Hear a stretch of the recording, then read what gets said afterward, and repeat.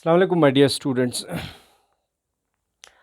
हम डिस्कस कर रहे थे एस ब्लॉक एलिमेंट का अल्कली मेटल्स, उसकी केमिकल प्रॉपर्टीज़, और दो केमिकल प्रॉपर्टीज़ हमने डिस्कस किया था। First, reducing nature of alkali metals, second, electrode potential of alkali metals. आज हम थर्ड केमिकल प्रॉपर्टी डिस्कस करेंगे, that is reactivity of alkali metals towards reactivity of alkali metals towards air के साथ alkali metals की जो reaction है वो हम डिस्कस करेंगे। देखो इधर, अब देखो अल्कली मेटल्स बहुत ज़्यादा रिएक्टिव है because of less value of ionization energy, ठीक है ना, काफ़ी इलेक्ट्रो पॉजिटिव कैरेक्टर थे इसलिए। अब देखो all alkali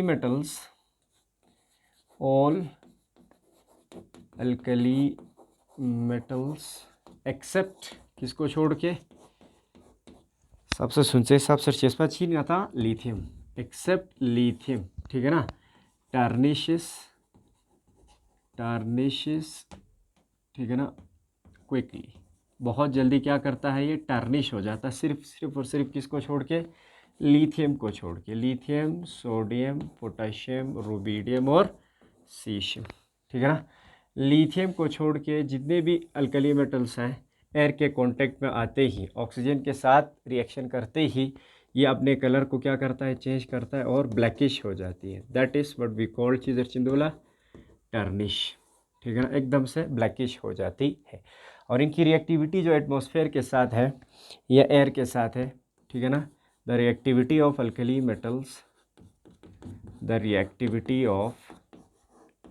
metals increases from कहाँ से कहाँ, लिथियम टू सीशियम, ठीक है ना, लिथियम से सीशियम की तरफ इनकी रिएक्टिविटी क्या हो जाती है, बढ़ती जाती है। फॉर एग्जांपल देखो इधर, अगर मैं जनरली अल्कली मेटल्स को एम से रिप्रेजेंट करूँगा, किसके साथ, ऑक्सीजन के साथ ये रिएक्शन दिखाता है और किस में कन्वर्ट हो जाती है, मेटल ऑक्साइड में, M2O। दो चीज़र बात, अल्कली मेटल ऑक्साइड, चीज़र सिंधुला मेटल ऑक्साइड, क्लियर। और मेटल ऑक्साइड फर्दर जो है वाटर के साथ रिएक्शन करता है, किसके साथ, वाटर मॉलिक्यूल के साथ, और किस में बदल जाती है, मेटल हाइड्रोक्साइड में। Metal hydroxide further carbon dioxide के साथ रिएक्शन करके मेटल कार्बोनेट बनाते हैं, M2CO3, this is metal carbonate. अब मैं M के जगह सपोज अगर मैं लिथियम पुट करता हूँ, लिथियम प्लस ऑक्सीजन क्या देंगे हमें, Li2O, और Li2O फर्दर अगर मैं इसकी रिएक्शन किसके साथ, वाटर के साथ करता हूँ, तो लिथियम ऑक्साइड क्या बना देंगे, लिथियम हाइड्रोक्साइड, LiOH को अगर मैं फर्दर कार्बन डाइऑक्साइड के साथ इसकी रिएक्शन करता हूँ तब क्या बन जाएगा मुझे, लिथियम कार्बोनेट, Li2CO3, ठीक है ना। तो इस तरीके से अल्कली मेटल्स क्या करता है, ऑक्सीजन के साथ रिएक्शन करके मेटल ऑक्साइड, हाइड्रोक्साइड और कार्बोनेट बनाते हैं, ठीक। अब इनकी रिएक्टिविटी काफ़ी हाई होती है, ऑक्सीजन के साथ बहुत क्विक रिएक्शन दिखाते हैं, बहुत ज़्यादा फास्ट रिएक्शन दिखाते हैं, ठीक है ना, और एक्सप्लोसिव रिएक्शन भी दिखाते हैं। इसलिए हम क्या करते हैं, अल्कली मेटल्स को एक इनर्ट एटमॉस्फेयर में रखते हैं। We always keep alkali metals in an inert atmosphere like kerosene, inert atmosphere like kerosene कहाँ रखी जाती है। अब केरोसिन क्या करता है, केरोसिन एक इनर्ट एटमॉस्फेयर प्रोवाइड करता है, अल्कली मेटल्स को एयर के साथ रिएक्शन होने नहीं देता, ठीक। अच्छा दिस हुआ था reactivity of alkali metals towards air, ठीक। अब हम पढ़ेंगे fourth chemical property, reactivity of alkali metals towards water के साथ किस तरह की रिएक्शन दिखाता अल्कली मेटल जब कांटेक्ट हो जाती है वाटर के साथ। एक चीज़ खत्म पता हो, इलेक्ट्रोड पोटेंशियल में हमने लास्ट क्लास में डिस्कस किया था, वाटर चूंकि एक ऐसा कंपाउंड है जिसमें क्या है, एसिडिक हाइड्रोजन, ठीक है ना, सबसे आइडिया एसिडिक हाइड्रोजन जर बची। अब alkali metals they are strong reducing agent, चीज़ इस पर कहते हैं लास्ट क्लास है लोग, alkali metals are considered a strong reducing agent. और स्ट्रॉन्ग रिड्यूसिंग एजेंट होने की वजह से ऐसे कंपाउंड जिनमें एसिडिक हाइड्रोजन होता है उनमें से क्या करता है, उस कंपाउंड को डिकम्पोज करके वहाँ से हाइड्रोजन गैस को इवॉल्व करता है या लिबरेट करता है। ठीक, देखो इधर सपोज ये अल्कली मेटल है जनरली प्लस किसके साथ, वाटर के साथ अगर ये रिएक्शन दिखाएगा, चूंकि वाटर में एसिडिक हाइड्रोजन है, एक तो ये क्या बना देंगे, डिकम्पोज करके मेटल हाइड्रोक्साइड बनेंगे और साथ ही साथ यहाँ से हाइड्रोजन गैस लिबरेट होगा। एरो अप का मतलब हाइड्रोजन गैस के फॉर्म में निकल जाएगी। ठीक, रिएक्शन को बैलेंस करो 2 टाइम्स 2 टाइम्स और 2 टाइम्स, ये हमने लास्ट इलेक्ट्रोड पोटेंशियल में हमने डिस्कस किया था। चूंकि अल्कली मेटल्स क्या है, काफ़ी स्ट्रॉन्ग रिड्यूसिंग एजेंट है, वो वाटर को क्या करता है, रिड्यूस करता है और हाइड्रोजन गैस को वहाँ से लिबरेट करता है। ठीक, अब देखो ये जो प्रोसेस है, the reaction of alkali metal with water is always an exothermic reaction. ये रिएक्शन हमेशा क्या होता है, एक्सोथर्मिक रिएक्शन। एक्सोथर्मिक रिएक्शन क्या मतलब है, एक्सोथर्मिक रिएक्शन मतलब हीट हमेशा क्या होगा, रिलीज होगा रिएक्शन के दौरान, यहाँ से प्लस हीट भी रिलीज होती है। ठीक, अब देखो, अब ये जो मेटल है, मेटल जमा चीज़ इस पर अल्कली मेटल, एम के जगह क्या आ जाएंगे, लिथियम, सोडियम, पोटेशियम, रुबिडियम और सीशियम। ठीक है ना, ये देखी गई है लिथियम काफ़ी स्लो रिएक्ट करता है वाटर के साथ, स्लो रिएक्शन दिखाता है, स्लोली रिएक्ट होगा। ठीक, पोटेशियम थोड़ा क्विक रिएक्शन दिखाता है, क्विकली रिएक्ट करता है। ठीक, और ये जो पोटेशियम, रुबिडियम और सीशियम है, ये 3 मेटल्स काफ़ी वायलेंट रिएक्शन दिखाता है, या नहीं तो विगोरस रिएक्शन दिखाता है, विगोरस रिएक्शन, या नहीं तो काफ़ी एक्सप्लोसिव रिएक्शन दिखाता है, एक्सप्लोसिव रिएक्शन, ये 3। ठीक है ना, ये देखी गई है। लिथियम स्लो, पोटेशियम थोड़ा क्विक, और पोटेशियम सोडियम क्विक, और पोटेशियम, रुबिडियम और सीशियम काफ़ी वायलेंट रिएक्शन दिखाता है, काफ़ी क्विक रिएक्शन दिखाता है, और मेदुक्सपत्सुक यानी कि इन्फ्लेम हो जाती है। दिस एक्सप्लोसिव रिएक्शन की मन मेलन मत्सुक।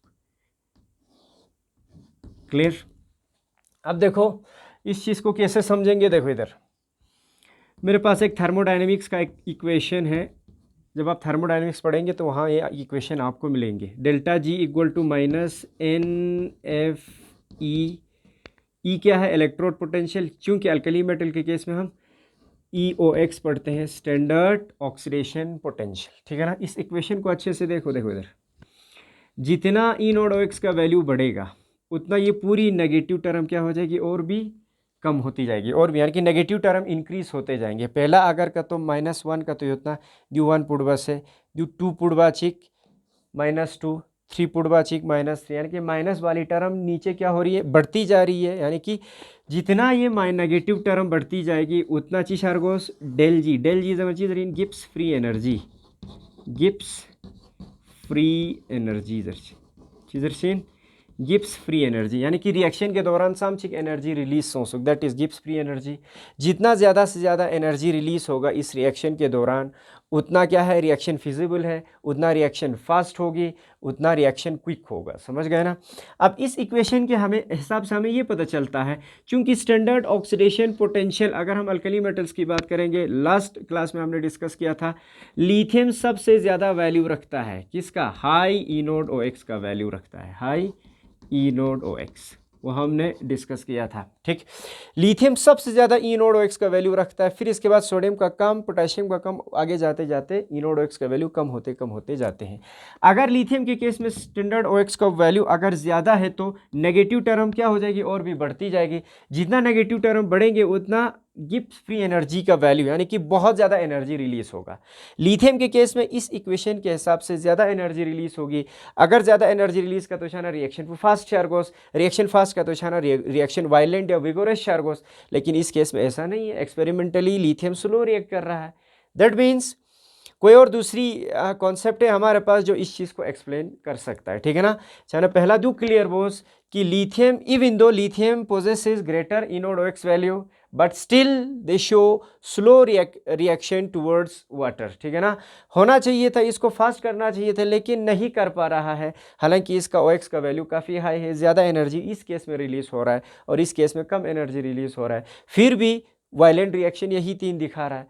कैसे एक्सप्लेन होगा, इस चीज़ को समझने के लिए विल टेक, ठीक है ना, एन एग्जाम्पल ऑफ, हम लिथियम और पोटाशियम को लेंगे यहाँ, ठीक है ना, क्योंकि लिथियम काफ़ी स्लो रिएक्शन दिखा रहा है, पोटाशियम काफ़ी फास्ट दिखा रहा है, ठीक है ना। अब देखो, कोई भी केमिकल रिएक्शन जब आप पढ़ते हो, किसी भी केमिकल रिएक्शन में हमें 2 पैरामीटर्स देखने होते हैं। पहली पैरामीटर है थर्मोडायनेमिक्स, रिएक्शन का थर्मोडायनेमिक्स हमें एक्सप्लेन करना होता है, थर्मोडायनेमिक्स। सेकंड रिएक्शन का जो पैरामीटर है दैट इज काइनेटिक्स, हमें देखना होता है, काइनेटिक्स ऑफ द रिएक्शन। अब ये थर्मोडायनेमिक्स और काइनेटिक्स क्या है, देखो इधर थर्मोडायनेमिक्स दर बना केमिकल रिएक्शन के दौरान समथिंग एनर्जी इन्वॉल्व, ठीक है। अब उसके बेसिस पे हमारे पास 2 तरह की रिएक्शन होती है, एक एंडोथर्मिक रिएक्शन, दूसरा एक्सोथर्मिक रिएक्शन। एंडोथर्मिक रिएक्शन मतलब रिएक्शन को कंप्लीट भी मींग आता एक्स्ट्रा हीट तक मरगोस पत्सुक, हीट एब्जॉर्ब करता है सिस्टम, तब जाके रिएक्शन प्रोडक्ट की तरफ बढ़ता है, ठीक। अच्छा, एक्सोथर्मिक मतलब हमें कुछ करने की जरूरत नहीं है, रिएक्शन चेंज खोरा खोरा प्रोडक्ट आंसर यंबो साथ ही साथ एनर्जी रिलीज होती है हीट के फॉर्म में, साथ ही शक्ल एनर्जी रिलीज शायद, ठीक। अब देखो उनको, यानी कि एक्सोथर्मिक है कि एंडोथर्मिक है, वो सारे डिस्कस हमें थर्मोडायनेमिक्स में करना होता है। अब काइनेटिक्स में, रिएक्शन की काइनेटिक्स में हम क्या डिस्कस करते हैं, काइनेटिक्स में जिनकी चमचिक जल्दी रिएक्शन को कंप्लीट छेनो, चमचिक जल्दी प्रोडक्ट दाने रिएक्शन को खत्म छेनो, ठीक है ना, यानी कि rate of a chemical reaction के बारे में हम काइनेटिक्स में पढ़ते हैं, ठीक। अब देखो इस इक्वेशन के हिसाब से थर्मोडायनेमिकली लिथियम को विगोरस रिएक्शन दिखाना चाहिए था, क्योंकि ई नोड OX का वैल्यू लिथियम के केस में हाई है, ज़्यादा योद्ध ई नोड OX की वैल्यू सुबचिक सोडियम पोटाशियम रुबिडियम और सीशियम बचिक दुका तो ठीक बस हम क्वेश्चन नहीं गलत हो, अगर ngस एनी वैल्यू पुट बस 1 एफ वैल्यू पुट बस 2 1 इंटू 2 इंटू ई नोड OX का वैल्यू लिथियम और लिथियम ही कहना सीशियम छिंचिक चेंज छिंदे। लिथियम के केस में सपोज सबसे ज़्यादा योजगाते 10 लिथियम के केस में टोटल दी वैल्यू चम छिनु डेल्टा जी वैल्यू चम छिनु 20, समझ गए ना। अच्छा, अब हम किसका देखेंगे, अब हम देखेंगे सोडियम का। सोडियम के केस में दी इसका लगाते फिक्स बसेट 1 इंटू 2 इंटू, अब ई नोड OX लिथियम से सोडियम का थोड़ा कम होगा, लिथियम का कितना था 10 सपोज, अब 10 से क्या होगी 8 सपोज, कम हो जाएंगे। अब कितना हो गया डेल्टा जी 16, कम हो गया ना, पहले 20 था, यानी कि लिथियम के केस में ज़्यादा एनर्जी -20 -16, ठीक है ना। इसी तरीके से अगर हम 1 इंटू 2 इंटू, अगर मैं सीशियम की बात करूं तो सीशियम की ई नोड OX वैल्यू बहुत कम होती है, 10 की रिस्पेक्ट में हंगाते लगभग 4 चौदह समसों 8 -8, ठीक है ना। डेल जी इक्वल टू इतना हीट रिलीज होती है, किस केस में ज़्यादा एनर्जी रिलीज हो रहा है, लिथियम के केस में। तो लिथियम को विगोरसली रिएक्शन दिखाना चाहिए था, एक्सपेरिमेंटली नहीं दिखाता, काफ़ी स्लो रिएक्शन दिखाता। वो कैसे जस्टिफाई होगा, क्योंकि थर्मोडायनेमिक्स से तो जस्टिफाई नहीं होगी, थर्मोडायनेमिक्स के हिसाब से लिथियम को करना चाहिए था। अब इस चीज़ को जस्टिफाई करने के लिए हमारे पास रिएक्शन के में और एक पैरामीटर है दैट इज काइनेटिक्स, हम काइनेटिक्स से इस चीज़ को जस्टिफाई करने की कोशिश करेंगे। Why lithium react slowly and potassium rubidium and caesium react vigorously और वायलेंटली, ठीक है। अब देखो पोटेशियम लिथियम की रेस्पेक्ट में काफ़ी सॉफ्ट मेटल है, ये तो जोक दे सॉफ्ट इन पोटेशियम, सॉफ्ट मेटल इन माना चिछारगो, जाहिर सी बात है अगर ये मेटल इसकी रेस्पेक्ट में सॉफ्ट है तो इसकी मेल्टिंग पॉइंट और बॉइलिंग पॉइंट भी क्या होनी चाहिए, काफ़ी कम होनी चाहिए, लो होनी चाहिए, low melting point and boiling point होनी चाहिए पोटेशियम की, होता भी है। तो low melting point boiling point होने से फिर क्या होगा, देखो अगर मैं पोटेशियम की रिएक्शन वाटर के साथ करता हूँ पोटेशियम की, तो हीट तो रिलीज होगी, एक्सोथर्मिक है, जो थोड़ी बहुत हीट रिलीज होगी that much of heat is sufficient enough to melt potassium, उतना हीट एब्जॉर्ब करके पोटेशियम क्या हो जाती है, मेल्ट। जब पोटेशियम मेल्ट हो जाती है तो फिर चिछारगोस वो लिक्विड में बदल जाएगी, लिक्विड में बदलने का मतलब सरफेस एरिया बढ़ जाएगी, क्या हो जाएगी, सरफेस एरिया बढ़ेगी। जब सरफेस एरिया बढ़ेगी तो पूरा फैल जाएगा, फिर लिक्विड से फिर ये वेपोराइज हो जाएगी इसी हीट को एब्जॉर्ब करके, तो पोटेशियम वेपोराइज छाचिक पूरा सरफेस एरिया बढ़ जाती है, सरफेस एरिया बढ़े छाचिक काइनेटिक्स, केमिकल काइनेटिक्स एंते सिल्चिन 12th है किसी भी केमिकल रिएक्शन बहुत सारे रिएक्शन की जो रेट है, स्पीड है, चमचिक जल्दी रिएक्शन कंप्लीट छे लोग दो फैक्टर खची का डिपेंड छा ध्यान उन फैक्टर चिकचिक इन सरफेस एरिया, जितना रिएक्टेंट मॉलिक्यूल से सरफेस एरिया बढ़े छे सब रिएक्शन का रेट बढ़ते जाते हैं, स्पीड बढ़ते जाते हैं, रिएक्शन जल्दी से जल्दी कंप्लीट होता है। अब सरफेस एरिया कैसे बढ़ता है? सपोज मेरे पास ये चौक है, ठीक, अगर इस चौक को मैं पानी में डालता हूं तो ये पानी एब्जॉर्ब करेगा, ठीक। अब एब्जॉर्ब करने के लिए ये कौन कौन से सरफेस एक्सपोज है छुगा फोक्चदुक दी सरफेस पे फोक्चदुक दी सरफेस पे दी सरफेस होने को फोक्चदुनिस चिबचिन इन सरफेसेस के थ्रू पानी क्या होगी अंदर चली जाएगी, ठीक। अब अगर मैं इसको तोड़ता हूं, ठीक है ना, जब यूं ही मैं इसको तोड़ूंगा तो अंदर का जो दो सरफेस है हमने इसको एक्सपोज किया, अब इन सरफेस से भी क्या होगी पानी अंदर आ जाएगी, सरफेस एरिया बढ़ जाएगा। That means the Chowk Punga single दु चोगयोत सना छुया तांजाना खोज छुथेंचिन देंगे टक नीज बस छुया ताना गांव पहला भंगशिन का तो जरना जब आप टुकड़ा करते हो उस वक्त चेस होसिन, क्योंकि अब सरफेस एरिया को मैंने बढ़ाया है जल्दी हो जाएगी। दुका तो मैं छूट ना सपोज फॉर एग्जांपल लगाते शिंग चे मैं तुक बात मैं तुक सना वो शिंग छो एक बहुत बड़ा लकड़ी का ब्लॉक है, उसको जब हम जलाते हैं तो काफ़ी टाइम लगता है उसको, ठीक है ना, जलने में, क्योंकि सरफेस एरिया कम होता है उसका।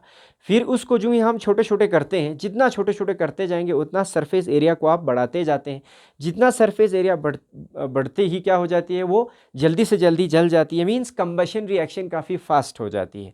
मीन्स जितना आप अब देखो शिंगफे मन जल्दी दुखसिन चाहे दुखसिन, क्योंकि शिंगफे के केस में सरफेस एरिया इतना बढ़ चुका है, रिएक्शन कंबशन रिएक्शन बहुत फास्ट होगी, बहुत जल्दी से जल्दी क्या हो जाएगी शिंगफे जल जाएगी, ठीक है ना। तो जितना सरफेस एरिया बढ़ेगा उतना रिएक्शन का रेट क्या होती है फास्ट होती है। तो इस केस में क्या हो रहा है, चूंकि पोटेशियम सॉफ्ट मेटल है तो क्या होगा, जो रिएक्शन के दौरान हीट रिलीज हो रही है that much of heat absorb करेगा पोटेशियम, और पोटेशियम मेल्ट हो जाती है, उसी हीट से मेल्ट होते ही वो लिक्विड बनती है, लिक्विड से वेपर बनते ही पूरा फैल जाता है, सरफेस एरिया बहुत ज़्यादा बढ़ जाती है पोटेशियम की।